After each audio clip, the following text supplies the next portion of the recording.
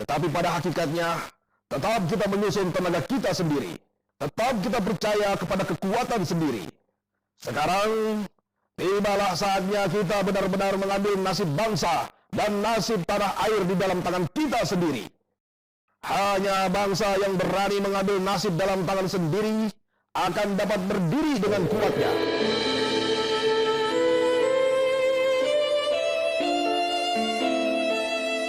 Okay, hello bestie, how are you today? Welcome back to your favorite bestie channel with me Rio and my partner Lisa, So, how are you nih? Apa kabar nih bestie di rumah dan Lisa? I'm good. How about you? So kadang baik, kadang juga tidak baik. Ya tapi ya semoga aja selalu baik ke depannya. Oke, for this edition pada edisi kali ini cukup spesial. Tapi sebelum saya membesarkan kenapa di sini cukup spesial, saya ingin bertanya dulu kepada bestie di rumah dan Lisa. Kiranya pada tanggal ini 10 November kita sebagai warga negara Indonesia memperingati hari apa? Hari spesial seperti apa yang kita peringati?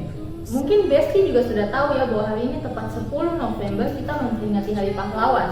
Iya, betul sekali. Sebagai memperingati hari pahlawan yang mana kita mengenang para pahlawan yang telah gugur mendahului kita, yang mana mereka memperjuangkan tanah kemerdekaan kita, tanah negara Indonesia, yang mana mereka mengusir penjajah dari negara kita, negara Indonesia. Nah, karena ini adalah edisi spesial, edisi pahlawan, untuk itu selama 15 menit ke depan saya dan Lisa akan menemani waktu Besti di rumah, yang tadi di rumah atau dalam perjalanan kemana, atau di sekolah atau di kantor. Kami akan menemani waktu Besti. Oke, karena ini adalah edisi yang spesial, edisi pahlawan. Untuk kita saya ingin bertanya dulu kepada Lisa dulu. Pasti semua orang mempunyai sudut pandang atau opini yang berbeda-beda. Untuk itu saya ingin menanyakan sudut pandang dari Lisa. Pahlawan itu seperti apa sih yang ada di benak pikiran Lisa? Oke. Kalau menurut saya ya Rio, arti kata pahlawan itu luas ya, bukan hanya seseorang yang berperang menggunakan senjata, tetapi seseorang yang rela untuk berkorban, bisa berdampak bagi orang lain, berani untuk membela sesuatu yang benar. Kalau dari Rio bagaimana? Iya, itu adalah sudut pandang Lisa kan. Nah, kalau sudut pandang saya itu berbeda, pasti sama juga dengan yang barusan Lisa katakan.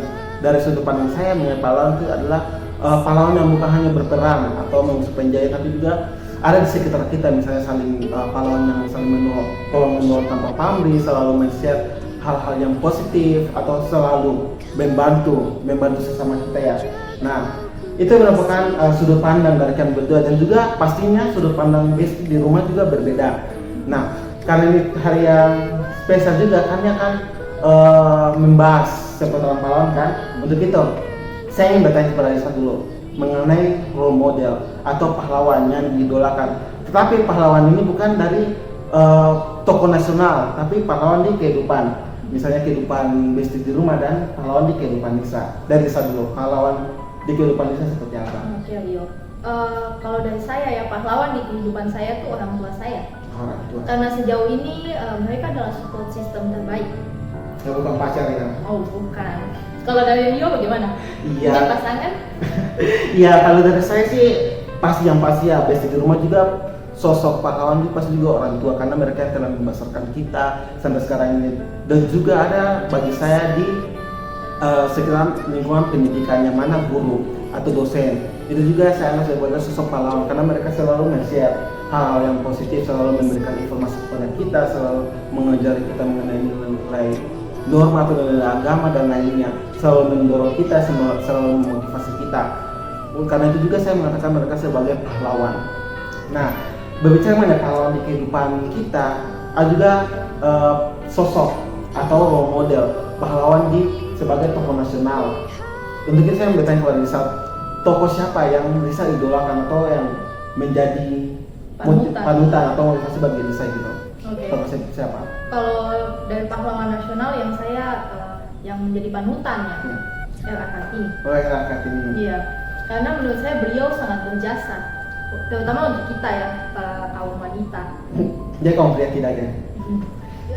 Maksudnya karena beliau, kami perempuan bisa merasakan bangku pendidikan gitu. Terus banyak juga hal-hal positif yang bisa kita ambil dari beliau. Memiliki tekad yang kuat, optimis. Jadi itu sebagai panutan atau role model dari tokoh R.A. Kartini bagi Lisa. Dan juga pasti Besti di rumah mempunyai role model atau tokoh yang Besti idolakan. Nah kalau dari saya sendiri, tokoh yang saya idolakan adalah Kapitan Patimura. Nah dari sosok ini tuh Kapitan Patimura ya, dia itu sebagai seorang pemimpin, dia memimpin pasukannya untuk memperangi kolonial Belanda dan juga dia berhasil merebut benteng Mustede. Nah yang saya kagumi dari sosok ini adalah sifat kepemimpinan dia, sifat keberanian dia yang dapat saya terapkan dalam kehidupan saya, yang mana saya harus bisa menjadi pemimpin yang baik dan juga harus berani dalam segala tindakan atau memperebut sesuatu yang menjadi milik kita dari tangan orang lain atau tangan orang asing. Oke, tema Besti di rumah dan ini saya itu adalah sosok atau role model di kehidupan kita, terus role model atau tokoh yang kita idolakan, tokoh nasional. Nah, karena ini edisi pahlawan itu kurang afdol ya kalau kita tidak membahas mengenai beberapa pahlawan. Nah, untuk itu kami telah menyiapkan beberapa biografi pahlawan, biografi singkat dari beberapa pahlawan nasional yang pastinya berjasa di bidangnya, misalnya bidang pendidikan dan lainnya. Karena itu ada 5 pahlawan yang telah kita cari. Oke, bagi pahlawan yang pertama akan dibacakan atau disebutkan oleh Lisa. Oke, pahlawan yang pertama, beliau adalah sosok yang berasal dari Aceh. Nah, pasti Besti yang di rumah atau yang dari Aceh itu pasti tahu ya. Siapa dia? Sosok ini adalah Cut Nyadin. Cut Nyadin adalah pahlawan nasional dari Aceh ya. Cut Nyadin kelahiran 1848 di Lampadang, Kerajaan Aceh atau yang saat ini menjadi Aceh Besar. Beliau adalah pahlawan nasional karena memimpin gerilyawan Aceh yang berperang melawan pasukan kolonial Belanda. Cut Nyadin wafat di pengasingan pada usia 60 tahun pada 6 November 1908 dan dimakamkan di Sukajaya, Sumedang. Cut Nyadin kemudian ditetapkan menjadi pahlawan nasional pada 2 Mei 1964. Jadi Cut Nyadin sebagai seorang sosok pemimpinnya. Iya. Karena berhasil memimpin pasukannya buat melawan kolonial Belanda. Ya, kiranya tokohnya pasti menginspirasi dari sebagian orang, Betul. terlebih penduduk Asia pasti. Ya, kalau tokoh yang berikutnya ini berasal dari tanah kelahiran saya juga. Dia adalah Martha Christina Tiahau. Nah, Martha Christina Tiahau adalah pahlawan nasional asal Abubu, Nusa Laut, Maluku. Dia ini merupakan sosok pahlawan nasional kelahiran 4 Januari 1800 di Abubu, Nusa Laut, Maluku. Nah, beliau ini adalah sosok remaja putri, anak dari Kapiten Paulus Tiahau yang turut dalam pertempuran melawan tentara kolonial Belanda dalam Perang Patimura tahun 1817. Nah, pada 16 Oktober 1817, Martha bersama sang ayah ini ditangkap dan dibawa ke Nusa Laut untuk ditahan di benteng Devrawi sambil menunggu eksekusi mati sang ayah. Selepas eksekusi mati sang ayah pada Desember 1817, ia beserta ke-39 orang lainnya ditangkap dan dibawa dengan kapal Everstan menuju Pulau Jawa. Martha Christina Tiahau ini yang menurut kondisi kesehatannya kemudian wafat pada usia 17 tahun pada 2 Januari 1818 dan jasadnya bersemayam di sekitar Laut Nanda. Martha Christina Tiahau juga kemudian ditetapkan menjadi pahlawan nasional pada 20 Mei 1969. Nah, ya cukup kaisan, cukup menginspirasi juga yang mana dia selalu membantu sang ayah, selalu menemani ayahnya dalam perlawanan melawan kolonial Belanda ya. Jadi cukup menginspirasi sebagian orang. Bisa menunjukkan rasa cinta terhadap orang tua ya, khususnya sang ayah. Ya, tokoh berikutnya ini masih juga berasal dari Maluku. Ini adalah yang tadi telah saya singgung bahwa role model, tokoh yang saya idolakan itu Kapitan Patimura atau Thomas Matulesi. Nah, dia itu adalah sosok pahlawan nasional kelahiran 8 Juni 1783 di Haria, Saparua, Maluku. Beliau ini adalah sosok pemimpin pertempuran melawan tentara kolonial Belanda dalam Perang Patimura tahun 1817. Salah satu pertempuran terbesar yang dipimpinnya berhasil merebut benteng Mustede dari tangan Belanda. Setelah ditangkap oleh Belanda, Kapitan Patimura gugur di tiang gantungan yang eksekusinya bertempat di benteng Victoria pada tahun 1817. Kemudian Kapitan Patimura ditetapkan menjadi pahlawan nasional pada 6 November 1973. Nah itulah kisah dari Kapitan Patimura, dan juga ada beberapa nilai yang dapat kita terapkan, misalnya sosok pemimpin, kepemimpinan, terus keberaniannya dalam merebut benteng Mustedi dari tangan penjajah. Untuk tokoh berikutnya, tokoh berikutnya yang akan kita bahas adalah seorang pahlawan yang berasal dari Selang atau yang biasa dijuluki Singa Betina. Kira-kira siapa ya? Nimas Melati. Nimas Melati adalah pahlawan yang berasal dari Selang yang dijuluki sebagai Singa Betina. Dia berjuang dalam perebutan kemerdekaan di wilayah Tangerang. Beliau merupakan anak dari Raden Sabau dan mengikuti perjuangan sang ayah dalam melawan Belanda. Selain itu, salah satu faktor yang membuat Nimas Melati dijuluki sebagai Singa Betina, pendekar perempuan asal Banten ini saat gelegar teriakan dari mulutnya keluar mampu menyemangati pasukan yang dipimpinnya dan seketika mampu melemahkan lawannya.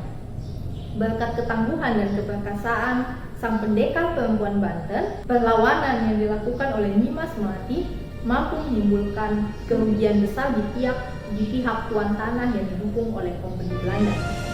Dia terasa sebenarnya Nimas Melati yang mana dia itu sangat berani, sangat ditakutkan. Kisahnya juga hampir mirip seperti Martha Christina Tiaharu ya, yang berjuang bersama dengan sang ayah untuk mengusir para penjajah. Iya, itu merupakan tokoh dari Nimas Melati. Mungkin dari besti di rumah ada yang mengidolakan sosok ini. Nah, sosok berikutnya adalah salah satu tokoh nasional, Dewi Sartika. Dia tuh merupakan tokoh perintis pendidikan untuk kaum wanita juga. Dewi Sartika ini lahir dari keluarga Sunda yang ternama yaitu Erlangga Sumanegara dan R.A. Raja Permas di Cicalengka pada 4 Desember 1884. Nah, ketika masih anak-anak, Dewi Sartika ini selalu bermain peran menjadi seorang guru ketika selesai sekolah bersama teman-temannya. Nah, setelah ayahnya meninggal, dia juga bersama dengan pamannya. Pada 16 Januari 1904, ia membuat sekolah yang bernama Sekolah Istri di Pendopo, Kabupaten Bandung. Sekolah tersebut kemudian direlokasi ke Jalan Ciburiang dan berubah nama menjadi Sekolah Keutamaan Istri pada tahun 1910. Nah, ia mengajarkan para wanita membaca, menulis, berhitung, bahkan pendidikan agama dari berbagai keterampilan. Pada tahun 1912, sudah ada 9 sekolah yang tersebar di seluruh Jawa Barat. Lalu kemudian berkembang menjadi salah satu sekolah tiap kota maupun kabupaten pada tahun 1920. Pada 4 September 1929, sekolah tersebut berganti nama menjadi Sekolah Raden Dewi. Sekolah Raden Dewi berkembang dengan pesat, namun masa pendudukan Jepang membuat sekolah tersebut mengalami krisis keuangan dan peralatan. Pasca kemerdekaan, kesehatan Dewi Sartika mulai menurun. Ketika terjadi agresi militer Belanda dalam masa perang kemerdekaan, ia terpaksa ikut mengungsi ke Tasikmalaya. Dewi Sartika meninggal pada 11 September 1947 di Cineam dan dimakamkan di sana. Setelah keadaan aman, makamnya dipindahkan ke Jalan Karanganyar, Bandung. Nah, kiranya Dewi Sartika ini merupakan sosok tokoh pendidikan dan juga sangat berjasa di bidang pendidikan pada masanya, yang mana dia dapat membangun sekolah-sekolah, dapat menjadi guru bagi murid-muridnya, dan juga dapat mengajarkan para wanita membaca, menulis, berhitung, bahkan pendidikan agama dan berbagai keterampilan yang dia miliki. Cukup inspirasi ya bagi sebagian orang dari tokoh Dewi Sartika ini. Mungkin kisahnya beliau sedikit mirip dengan era ini ya. Ya, dengan sosok mobil yang kalau idolakan tadi ya. Iya. Nah, Desti dan Nisa telah kita kulik beberapa ya dari biografi dari tokoh-tokoh nasional yang bercerita di bidang pendidikan dan lainnya. Tadi juga telah kita bahas role model, tokoh nasional yang kita idolakan, terus tokoh pahlawan atau orang yang berdasar di kehidupan kita, dan juga ada juga biografi. Nah, berikutnya juga kami akan membawa kita dalam games yang cukup sederhana, yaitu hanya menebak gambar. Jadi di sini kita telah mencari beberapa gambar pahlawan. Ada 5 gambar pahlawan yang telah kita pilih. Nah, cukup sederhana permainannya. Saya hanya tinggal memasukkan gambar dari pahlawan ini dan Lisa akan mengambil salah satunya. Jadi ini diambil secara random. Diambil secara random ya dari gini. Oke, contohnya kayak gini. Bisa ambil satu dan tutup mata dulu. Tutup mata ambil satu.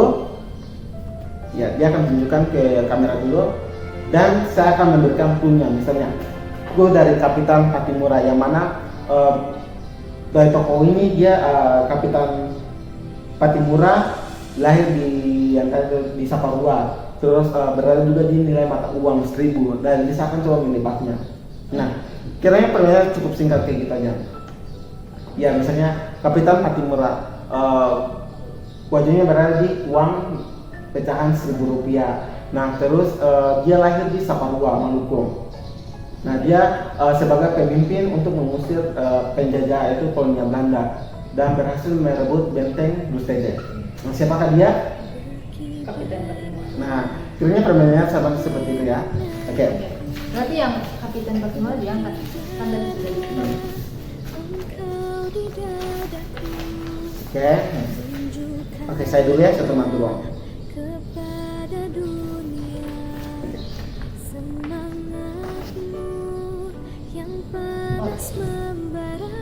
Sosok pahlawan ini berasal dari Papua, Oke.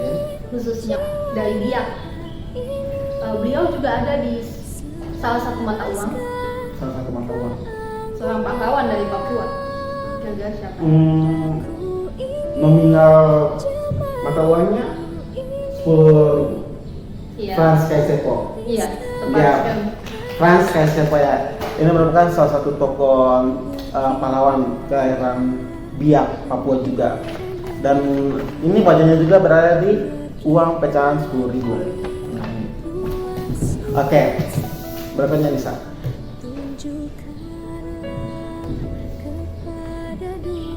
Iya, nyerang kamera dulu. Ya, toko berikutnya. Oke, toko berikutnya ini dia berada dia lahir di Tasikmalaya dan dia juga berada wajahnya juga berada di nominal mata uang 50.000. Siapa dia? Sosok pahlawan dari Tasikmalaya. Iya, dan juga wajahnya ada di mata uang 50.000. Juanda Kartawijaya. Ya, Juanda Kartawijaya. Oke, ini teman-teman, Juanda Kartawijaya. Mungkin teman-teman nggak asing pasti dengan sosok ini karena dia berada di uang 50.000. Juga mata uang 50.000. Juanda Kartawijaya. Oke, berikutnya saya akan ambil.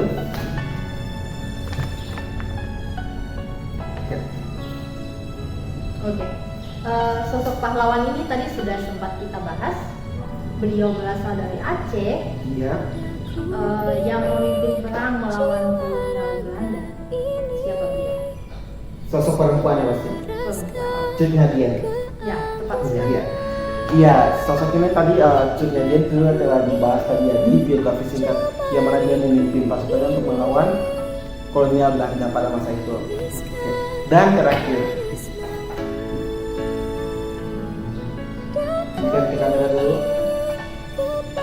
Oke, terakhir ini itu dia kelahiran Jakarta dan wajahnya juga berada di uang nominal 2.000. Dan dia ini memiliki darah Belanda. Seperti dia, Sosok pahlawan yang beda Belanda. Ada di uang 2000. Iya. Muhammad Husni Tamrin. iya betul.